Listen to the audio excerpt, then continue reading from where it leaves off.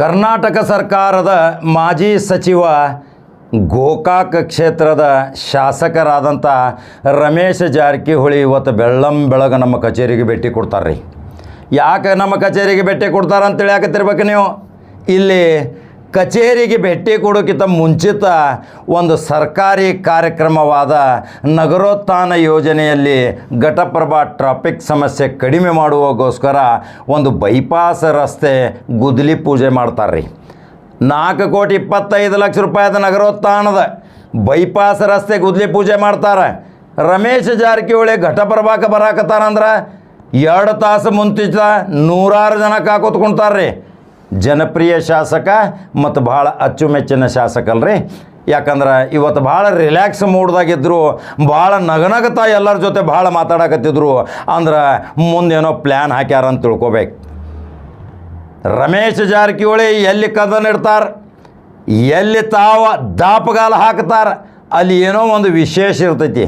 ಅದು ಎಲ್ಲರಿಗೂ ಗೊತ್ತು, ಕರ್ನಾಟಕದ ಜನತೆಗೂ ಗೊತ್ತು, ಇವತ್ತು ದೇಶದ ಜನತೆಗೂ ಗೊತ್ತು. ತಮಗೆ ಅನ್ಯಾಯ ಆದ ತಕ್ಷಣ ಸರ್ಕಾರವನ್ನು ಕೆಡವಿ ಮತ್ತೊಂದು ಸರ್ಕಾರ ತರುವಂಥ ಶಕ್ತಿ ನಿರ್ಮಾಣ ಮಾಡ್ಕೊತಾನಂದ್ರೆ ಒಬ್ಬ ಶಾಸಕ ಈ ಹಂಗಿರ್ಬೇಕ್ರಿ. ಜನಸಾಮಾನ್ಯರ ಜೊತೆ ಬೆರೆತಿಡುವಂಥ ಶಾಸಕ, ಸೋಲಿಲ್ಲದ ಸರ್ದಾರ್. ಯಾಕೆ ಸೋಲ್ಸೋದಿಲ್ಲ ಅಂತ ಅವ್ರನ್ನ ಎಲ್ಲರ ಜೊತೆ ಬೆರೆತಿರ್ತಾರೆ ರೀ. ಯಾವುದೇ ಗಲಭೆ ಗಲಾಟೆ ಮಾಡೋಕೆ ಕೊಡೋಂಗಿಲ್ಲ, ಅಲ್ಲಿಂದಲ್ಲೇ ರಾಜಿ ಸಂಧಾನದಿಂದ ಮಾಡ್ತಾರೆ.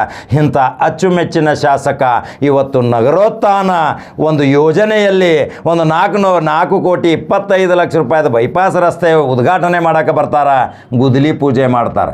ಅನೇಕ ಗಣ್ಯಮಾನ್ಯರಿರ್ತಾರೆ ರೀ ಘಟಪ್ರಭಾದ. ಅದರಾಗ ಘಟಪ್ರಭಾದ ಗಣ್ಯ ಆದಂಥ ದಳವಾಯಿ ಅದನ್ನೆತ್ತ ಆ ಗುದ್ದಲಿ ಪೂಜೆ ನಡೆದ ನಂತರ ಒಂದು ಚರ್ಚೆಯಲ್ಲಿ ಭಾಗವಹಿಸಿ ಈ ಏನು ಬೈಪಾಸ್ ರಸ್ತೆ ಮಾಡಕತ್ತೀರಿ, ಈ ರಸ್ತೆದಿಂದ ಸಾರ್ವಜನಿಕರಿಗೆ ಏನೂ ಉಪಯೋಗ ಇಲ್ಲ. ಯಾಕೆ ಹೇಳ್ತಾನೆ ದಳವಾಯಿ ಈ ವಿಷಯ?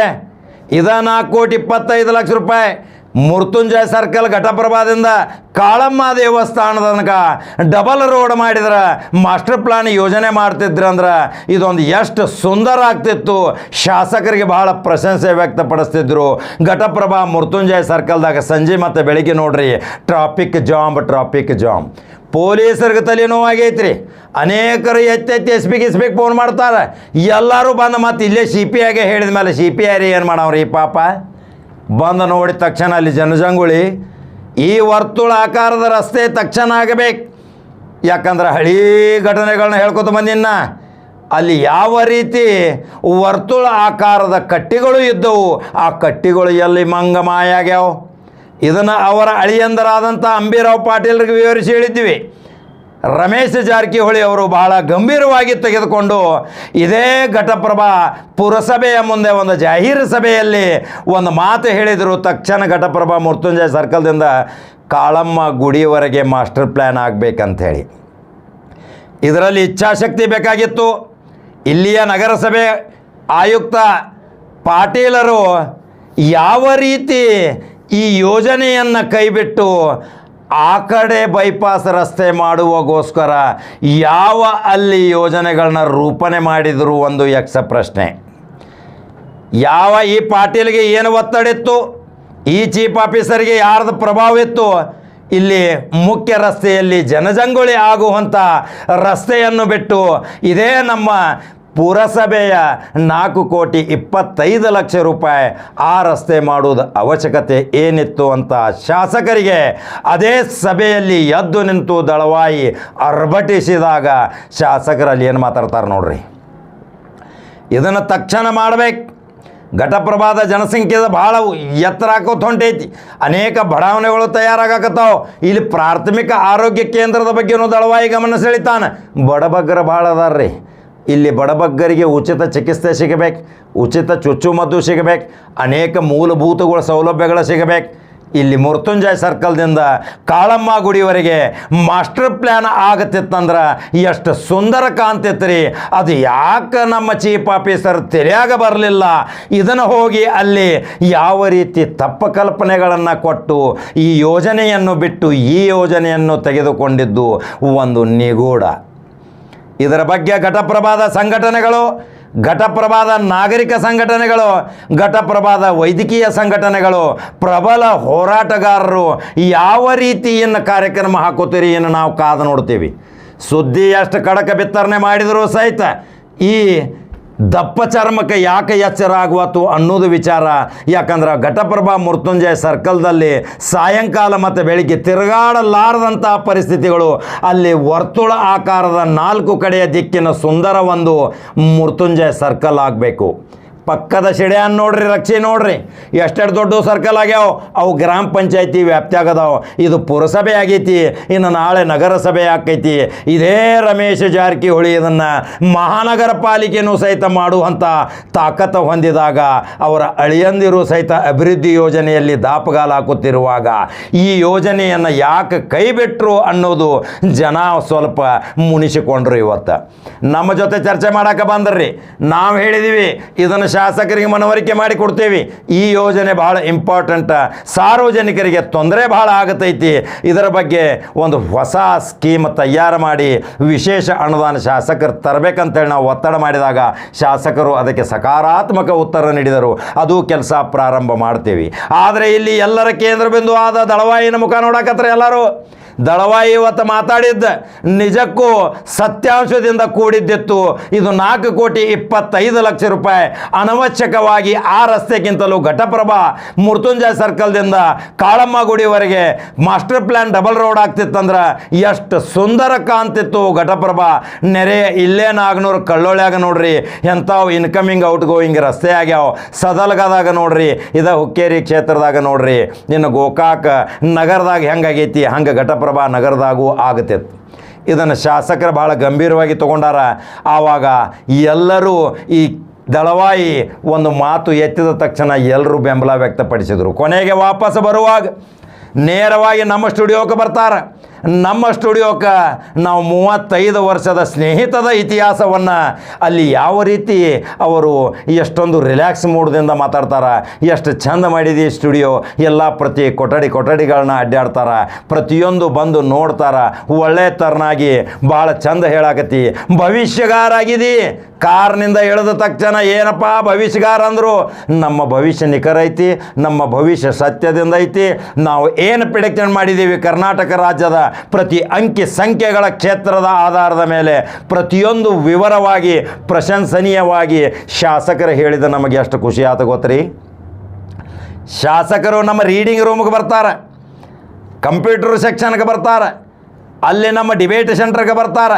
ಅಲ್ಲಿ ಒಂದು ಕೂತ ಎಷ್ಟು ಹವ್ಯಾಸದಿಂದ ಎಷ್ಟು ಖುಷಿಯಿಂದ ಒಂದು ಭಾವಚಿತ್ರ ತೆಗೆಸ್ಕೋತಾರೆ. ಆ ಭಾವಚಿತ್ರ ಸಹಿತ ಹಾಕಿದನ್ನು ನೋಡ್ರಿ. ನಮಗೆ ಪ್ರಶ್ನೆಗಳನ್ನ ಕೇಳುವಾಗ ಎಷ್ಟು ಚಂದ ನಮ್ಮ ಲೋಗೋ ಮೈಕನ್ನು ಹಿಡ್ಕೊಂಡು ನಾವು ಕೇಳಿದ ಪ್ರಶ್ನೆಗಳಿಗೆ ಎಷ್ಟು ಸಕಾರಾತ್ಮಕ ಉತ್ತರಗಳನ್ನ ಕೊಡ್ತಾರೆ. ಇದು ಅವರು ನಮಗೆ ಕೊಟ್ಟಂಥ ಒಂದು ಪ್ರೀತಿ. ಯಾಕಂದರೆ ಅದೇ ಕ್ಷೇತ್ರದಲ್ಲಿ ಇರುವಂಥ ಈ ಚಾನಲ್ ಅವರು ಇದನ್ನು ಪ್ರಾರಂಭದಲ್ಲಿ ಉದ್ಘಾಟನೆ ಮಾಡಿದ್ದು ಇವತ್ತು ರಾಜ್ಯ ಅಲ್ಲ ದೇಶದಲ್ಲಿ ಬೆಳೆಯಾಕತೈತಿ. ಭಾಳ ಎಲ್ಲಿ ನೋಡಿದಲ್ಲಿ ನಿಂದ ಚರ್ಚೆ ಆಗಾಕತೈತಿ.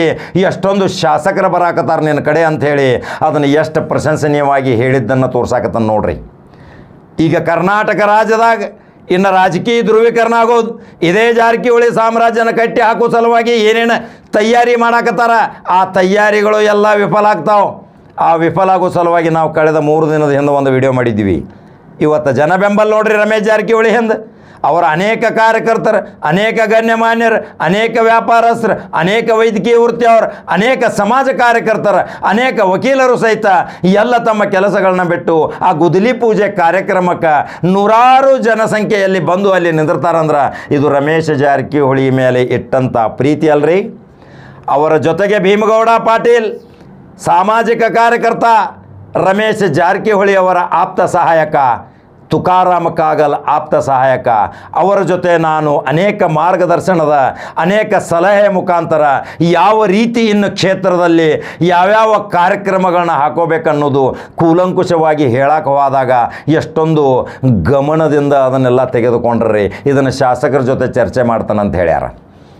ಯಾಕಂದ್ರೆ ಯಾವುದೇ ಶಾಸಕಗ ತನ್ನ ಕ್ಷೇತ್ರದ ಪ್ರತಿಯೊಂದು ಪಿನ್ ಟು ಪಿನ್ ಮಾಹಿತಿ ಇರೋದಿಲ್ಲ. ಆದ್ರೆ ಆಪ್ತ ಸಹಾಯಕರು ಕೊಡಬೇಕು, ಇಲ್ಲಿಯ ನಾಗರಿಕ ಕೊಡಬೇಕು. ನಾಗರಿಕ ಆಪ್ತ ಸಹಾಯಕ ಕೊಟ್ಟ ಮೇಲೆ ಆಪ್ತ ಸಹಾಯಕರು ಶಾಸಕ ತಿಳಿಸ್ತಾರೆ. ಇಂಥ ಸೋಲಿಲ್ಲದ ಸರದಾದ ಇವತ್ತು ಜಾರಕಿಹೊಳಿ ಕುಟುಂಬವನ್ನು ಹತ್ಯೆಕಲಿಕ್ಕೆ ಪ್ರಯತ್ನ ಪಡಾಕತ್ತಾರ. ಎಲ್ಲೆಲ್ಲಿ ಗ್ಯಾಂಗ್ಗಳು ತಯಾರಾಗ್ಯಾತಾವು, ಯಾರ್ಯಾರು ಏನೇನು ಮಾಡಾಕತ್ತಾರೋ ಅನ್ನೋದು ಅವರ ಗಮನ ಸೆಳೆದಾಗ ಅದು ಎಲ್ಲ ಏನೇನು ಬರಲಿ ಅದು ಎದುರಿಸೋ ಶಕ್ತಿ ನಮ್ಮಲ್ಲಿ ಐತಿ ಅಂತ ಹೇಳಿದ್ದ ಕಂಪ್ಲೀಟ್ ಸ್ಟೋರಿ ಇವತ್ತು ಹಾಕಾಕತ್ತ ನೋಡ್ರಿ. ನೀವು ನಂಬರ್ 1 ಚಾನಲ್ ಯಾವಾಗಲೂ ಲೈಕ್ ಮಾಡಿರಿ, ಶೇರ್ ಮಾಡಿರಿ, ನಂಬರ್ 1 ಚಾನಲ್ ಫಾಲೋ ಮಾಡಿರಿ.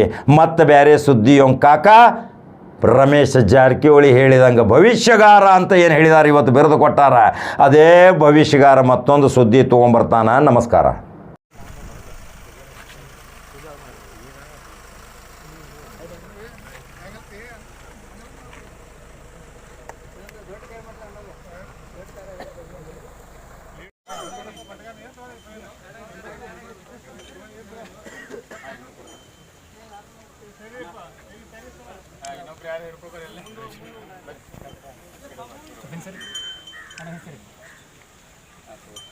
ಆ ಕಡೆ ಬರಲ್ಲ, ಹಿಂದೆ ಬರಲ್ಲ, ಸ್ವಲ್ಪ ಹಿಂಸರಿ ಹುಡುಗರು ಇಲ್ಲಿ ತೊಂಬ ಈ ಕಡೆ ಮುಂದೆ ಬಾ.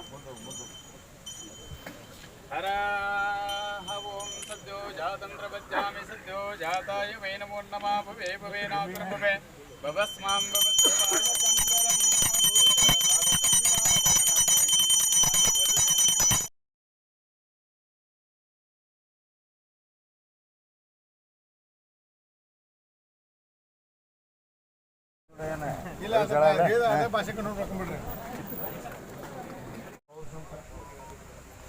ವಿಶೇಷವಾಗಿ ಈ ಒಂದು ಬೈಪಾಸ್ ಆಗಿದೆ.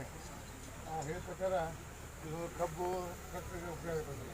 ರೈತರು ಲೋಕಲ್ ಸಮಸ್ಯೆ ಪರಿಹಾರ ಆಗ್ಬೇಕಾದ್ರೆ ಅದೊಂದು ಮಾಸ್ಟರ್ ಪ್ಲ್ಯಾನ್ ಆಗ್ಬೇಕಾದ್ರೆ ನಿಮ್ಗೆ ಭಾಳಷ್ಟು ಎಲ್ಲರೂ ಭಾಳ ಆಗ್ರಹ ಇದೆ.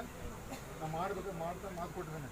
ಅದಕ್ಕೆ ಕೆಲವೊಂದು ತಾಂತ್ರಿಕ ತೊಂದರೆಯಿಂದ ಸ್ವಲ್ಪ ಸಮಸ್ಯೆ ಆಗಿದೆ. ಅದ್ರ ಶೀಘ್ರದಲ್ಲಿ ನಾನೀಗ ನಿಮ್ಮ ಮುಖ್ಯಾಧಿಕಾರಿಗೆ ಹೇಳಿದೆ. ನಾನು ಈಗ ಜಾಯಿಂಟ್ ಅಂದರೆ ನಗರ ಪೌರಸಭೆ ಇರ್ಬೋದು, ನೀರಾವರಿ ಇಲಾಖೆ ಇರ್ಬೋದು ಮತ್ತು ಲೋಕೋಪಯೋಗಿ ಇಲಾಖೆ ಇರ್ಬೋದು, ಜಾಯಿಂಟ್ ಮೀಟಿಂಗ್ ಮಾಡಿ ಮುಂದಿನ ವಾರದಲ್ಲಿ ನಮ್ಮೊಂದು ವರದಿ ಕೊಡ್ರಿ.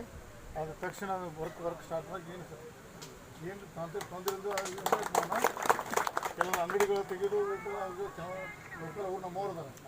ನೇರವಾಗಿ ಹೋಗಿ ಅವ್ರಿಗೂ ಸ್ವಲ್ಪ ಇದ್ರ ಮೇಲೆ ಎಲ್ಲೂ ಬೇಡ, ಅವ್ರು ನಮ್ಮವ್ರು ಇರೋದ್ರಿಂದ ಅವ್ರಿಗೆ ಟೈಮ್ ಕೊಟ್ಟು ತಿಳಿಸಿ ಹೇಳಿ ಅದನ್ನು ಬಿಟ್ಟು ಉಳಿದ ಬೇಗ ಸ್ಟಾರ್ಟ್ ಮಾಡಿ. ಒಂದು 5-10 ಅಂಗಡಿ ಬೇಕಲ್ಲ, ಅಷ್ಟೇ 8-10 ಅಂಗಡಿ ಅದಾವೆ. ಅವ್ರು ನಮ್ಮವ್ರು ಇರೋದ್ರಿಂದ ಅವ್ರು ಕರೆದು ಮಾತಾಡಿ ಅವ್ರಿಗೆ ಸ್ವಲ್ಪ ಟೈಮ್ ಕೊಡೋಣ, ಉಳಿದ ಬೇಗ ಚಾಲು ಮಾಡೋಣ. ಉಳಿದ ಕೆಲಸ ಬೇಗ ಚಾಲು ಮಾಡೋಣ. ಅದೆಲ್ಲ ಮುಗಿಸಿ ಅವರು ನಮ್ಮವ್ರು ಅದಾರೆ ಎಲ್ಲ. ಫಸ್ಟ್ ನಮ್ದ ತೆಗಿತವ್ರಿ, ಫಸ್ಟ್ ನಮ್ದ ತೆಗಿತವ್ರಿ, ಕಡಿಮೆ ಮಾಡ್ರಿ. ಫಸ್ಟ್ ನಮ್ ತೆಗೆದ ಚಾಲು ಮಾಡಕ್ರೆ ಏನ್ರಿ, ಫಸ್ಟ್ ನಮ್ದ ಚಾಲು ಮಾಡಕ್ರೆ. ಫಸ್ಟ್ ನಮ್ದ ತೆಗೀರಿ, ಆಮೇಲೆ ಚಾಲು ಮಾಡಕ್ರೆ. ಸಮಸ್ಯೆ ಬಹುಶಃ ನಮ್ಮ ಸಾಮಾನ್ಯರ ಬಂದರೆ ಅವ್ರಿಗೂ ಸಹಿತ ನಾನು ಈಗ ಆಶ್ವಾಸ ಕೊಡ್ತೇನೆ. ಈ ಪೂರಸಭೆ ವ್ಯಾಪ್ತಿ ಬಿಟ್ಟು ನೆಕ್ಸ್ಟ್ ಊಟೆಲ್ಲ ಪಿ ಡಿ ಮುಖಾಂತರ ಅನುಷ್ಠಾನ ಮಾಡಿಕೊಡುವಂತ ನೀವು ಹೇಳ್ತೀನಿ. ಮತ್ತು ಈ ಭಾಗದಲ್ಲಿ ಭಾಳಷ್ಟು ಎಲ್ಲ ಇನ್ನೊಂದು ನಮ್ಮ ಮೊನ್ನೆ ನಿಮ್ಮ ಬಹುಶಃ ಬೆಂಗಳೂರು ಬಂದ ಮಾತಾಡಬೇಕಂತ ನಿಮಗೆ ನಮಗೆಲ್ಲರಿಗೂ ಇದೊಂದು ಯಾಕೆ ನಮ್ಮ ಮುನ್ಸಿಪಾಲ್ಟಿ ಪೂಜೆ ಮಾಡಿ ಕಟ್ಟಡ ನಿಲ್ಲಿಸಿದ್ದು ಕೊಡ್ತು, ಕೈ ಕೊಟ್ಟರು. ಕಾಂಗ್ರೆಸ್ ಪಕ್ಷಕ್ಕೆ ಕೊಟ್ಟು ಅಷ್ಟು ಕೊಡಲಿ ಭಾಳ ಸಂತೋಷ. ನಮ್ದೇನು ಅದು ಅಭ್ಯರ್ಥಿಲ್ಲ. ನಮ್ಗೆ ಯಾಕೆ ಕೊಡೋದು, ಊರು ಸಾಲ ಕೊಡ್ತಾರೆ ಎಲ್ಲ ಊರೆಲ್ಲ ಒಂದು ದೊಡ್ಡ ಪ್ರಮಾಣ ಸ್ಟ್ರೈಕ್ ಮಾಡಬೇಕು. ಈಗ DC ಮಾತಾಡಿದ್ವಿ ನಾವು, ಯಾವುದೇ ಗೌರ್ಮೆಂಟ್ ಲ್ಯಾಂಡನ್ನು ಏನೋ ಯಾವುದೋ ಉದ್ದೇಶ ಹೊಂದೋದಕ್ಕೆ 2 ವರ್ಷ ಮಾಡಬೇಕು ತೋರಿಸುತ್ತೆ. ಎಷ್ಟು ನಾವು ವರ್ಷ ಹುಟ್ಟಿದ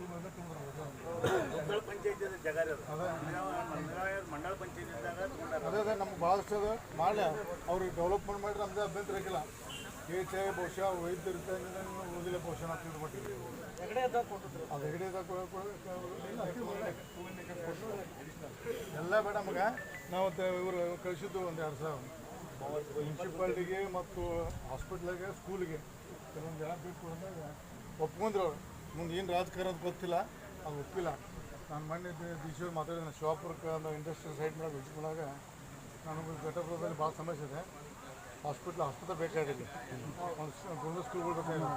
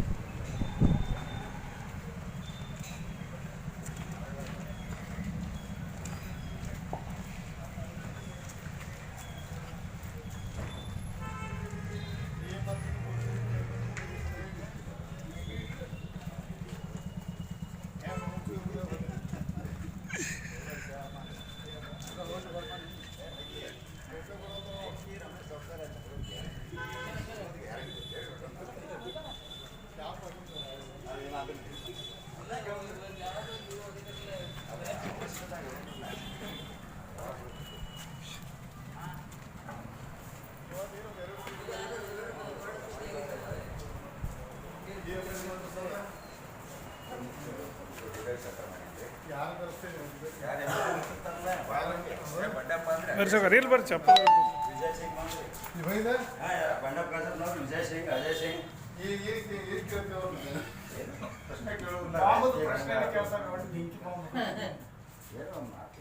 ನೀನ್ ದೋಸ್ತ ಇಲ್ಲ ನಿನ್ ದೋಸ್ತ ಯಾರು ಹಸಿ ಹಿಡ್ದ ಅಂತ ಹಸಿಗಿಡ್ದವ ಪೂರ ಹಸಿಗಿಡ್ದವ ಹಸಿ ಹಿಡ್ದ ಒಂದು ಸ್ವಲ್ಪ ತಪ್ಪು ಮಾಡಕ್ ಒಂದು ನಿಮಿಷ ಎಲ್ಲಿ ಅಲ್ಲಿ ಪೂರ ನಿಮ್ಮ ಫೋಟೋ ಇಲ್ಲಿ ಕೆಂಪು ಎಸ್